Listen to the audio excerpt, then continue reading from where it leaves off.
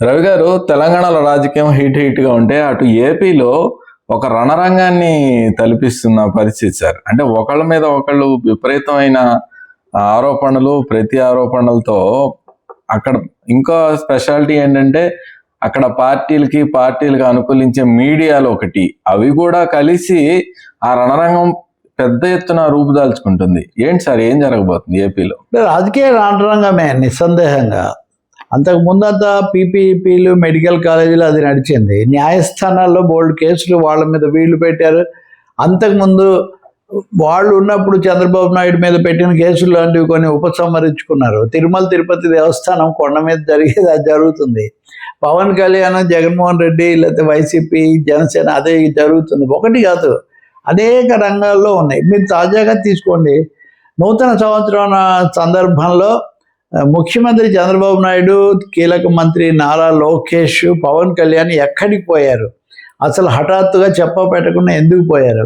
గతంలో జగన్మోహన్ రెడ్డి ఎక్కడికైనా లండన్ కూతుర్ల దగ్గరికి వెళ్తే మీరు రాద్ధాంతం చేశారు. మీరు అసలు చెప్పకుండా వెళ్ళారు. పారదర్శకత లేదు, ఏవో సెటిల్మెంట్లు చేసుకోవడం అన్న పద్ధతిలో వైసీపీ వాళ్ళు ముందు మీడియా స్టోరీస్ వచ్చాయి.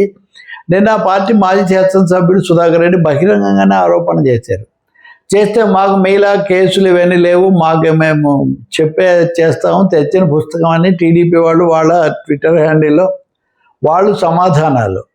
మీడియా చూస్తే వీళ్ళ మీడియా ఇది చెప్తుంది, వాళ్ళ మీడియా అది చెప్తుంది. ఇది ఆంధ్రప్రదేశ్లో విచిత్రమైన పరిస్థితి.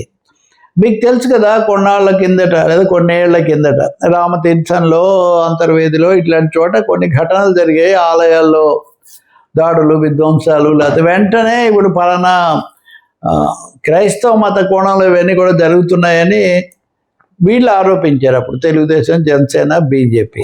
సరే, ప్రజలు ఏమంత ఉద్రిక్తత రాలేదు, కానీ అలా ఆరోపణ అయితే వచ్చింది. కానీ ఇప్పుడు మొన్న పశ్చిమ గోదావరి జిల్లా ద్రాక్షారామంలో శివలింగాన్ని ఒక ఉన్మాది దెబ్బతీశారు, కొంచెం ధ్వంసం చేశారు. తీరా చూస్తే నిజంగా మరి అదే జరగాలి కదా అంతకుముందు.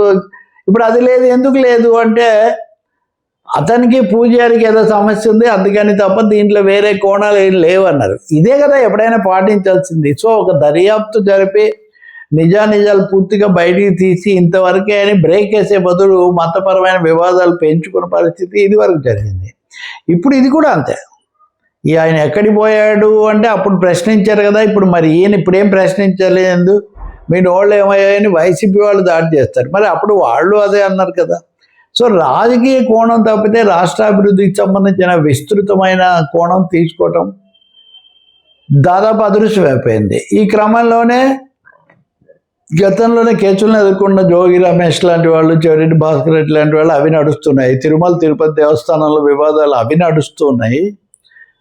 కానీ చంద్రబాబు నాయుడు మీద అప్పుడు పెట్టిన స్కిల్ స్కామ్ కానీ, లేకపోతే ఇంకోటి మద్యం డిజిటల్ స్కామ్ కానీ, ఇట్లాంటి వాటి మీద ఆ కేసులు నెమ్మదిగా ఉపసంహరించుకుంటున్నట్టుగా సిఐడి చెప్తోంది కోర్టులకు. ఒకటేమో ఉపసంహరించారు. ఈ దశలో వైసీపీకి సంబంధించిన న్యాయవాది పొన్నవోలు సుధాకర్ రెడ్డి ద్వారా ఒక పిల్ దాఖలైంది.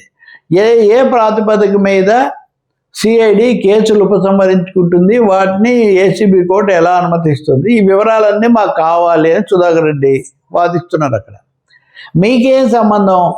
సిఐడికి చంద్రబాబుకు నాయుడుకు మధ్యలో కేసులను వాళ్ళు ఉపసంహరించుకుంటే మీకెందుకు ఇవ్వాలి అని హైకోర్టు అడిగింది. అడిగితే కాదు, మేము కేసు వేస్తున్నాను, నేను ఇంక దీని మీద నాకు పూర్తి సమాచారం కావాలి అంటే మొత్తం మీద హైకోర్టు ఒక కేసు వాయిదా వేస్తూ చంద్రబాబు కేసుల పూర్తి సమాచారం మాకు అందివ్వండి అనే ఆదేశాలు ఇచ్చింది. సో ఇలా చెప్పుకుంటూ కనుక మీరు పోతే ఆంధ్రప్రదేశ్లో వరుసగా ఇలాంటి ఘటనలు 1, 2, 3 ఒకరి మీద ఒకరు ఆరోపణలు చేసుకోవడాలు ఇవి కొనసాగుతూనే ఉన్నాయని చెప్పాలి. హాస్టల్లో పిల్లలు ఇంతమంది చచ్చిపోతుంటే ప్రభుత్వాలు ఏం చేస్తున్నాయని హైకోర్టు అక్షింతలేసింది.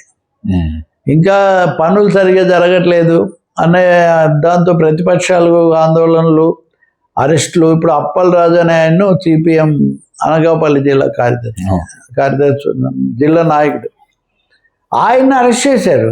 బల్క్ డ్రగ్ పార్కు వీటిని వ్యతిరేకిస్తున్నారు, ఆయన మీద పీడీ యాక్ట్ పెట్టి అరెస్ట్ చేశారు. సో మిగతా వాళ్ళని అరెస్ట్ చేస్తే పీపీపీ దగ్గర నుంచి ప్రైవేటైజేషన్ అంత ఎంకరేజ్ చేసుకోవడమే కాకుండా నాయకులను, అందులో ఒక వామపక్ష నాయకుడిని ముందస్తుగా పీడీ కింద అరెస్ట్ చేయడం ఏంటి అన్నది అది ఒక దుమారం. అది కూడా వచ్చింది. విశాఖ ఉక్కు సమస్య అది అలాగే కొనసాగుతుంది. వీటన్నిటి మీద వైసీపీ కూడా మొదట్లో పరస్పర వాదనగా ఉన్నది కాస్త ఇప్పుడు పీపీపీ మీద చేసిన ఆందోళన చాలా మంచి ఫలితాలు ఇచ్చింది. అటువంటివి తీర్చుకోవాలని వాళ్ళు కూడా ఒక నిర్ణయానికి వచ్చినట్టు కనిపిస్తుంది. ఇవి వస్తున్న కొద్దీ మీడియాలో మళ్ళీ ఇటువైపు ఉన్న వాళ్ళేమో అవి పెంచడం, అటువైపు వాళ్ళేమో అవి పెంచడం, అది దానికి కాకుండా పెంచడానికి మీడియా కూడా కారణం అవుతుంది. ఈ విధంగా ఏపీ రాజకీయాలు అంతకంతకు కూడా వివాదాస్పదం, అసహనం పెరిగిపోతూ ఉంది. కానీ సమస్యల పక్షంలో వాటిని వినడానికి ఒక అఖిలపక్షం వేయటం, సలహాలు సూచనలు తీసుకోవటం అది ప్రభుత్వం చేయటం లేదు. ఇంకొకటేమో అసలు విమర్శ సహించే పరిస్థితి ఇద్దరికి లేదు. మమ్మల్ని పొగడాలి, వాళ్ళని తిట్టాలి, వాళ్ళని తిట్టాలి, మమ్మల్ని పొగడాలి. రెండు పార్టీలు ఇదే వైఖరి. కాదండి ఇలా ఉంటుంది కదా అని చెప్తే ఏం స్వీకరించే పరిస్థితి లేకుండా పోయింది. వీటన్నిటితో పబ్లిక్ డిబేట్, ప్రజా రంగంలో చర్చ అన్నది చాలా వేడెక్కిపోయింది. ఇంకా ఇదిగో ఈయన అరెస్ట్ అవుతారు, ఆయన తీసి ఇవే సమస్యలుగా మారైపోయింది. ఇది ఏపీలో ఉన్న ఒక పరిస్థితి. మీడియా కూడా బహుశా ఏదో ఒక దగ్గర నిర్ణయించుకోవాల్సి వస్తుంది. పూర్తి చెప్పాలి కానీ ఒకవైపు నుంచే చెప్తే అది ఎంతకాలం నడుస్తుంది, దీనివల్ల మా విశ్వసనీయత కూడా పోతుంది అన్న ఆందోళన కూడా కొంతమంది మీడియా వాళ్ళల్లో మొదలైంది. Right sir.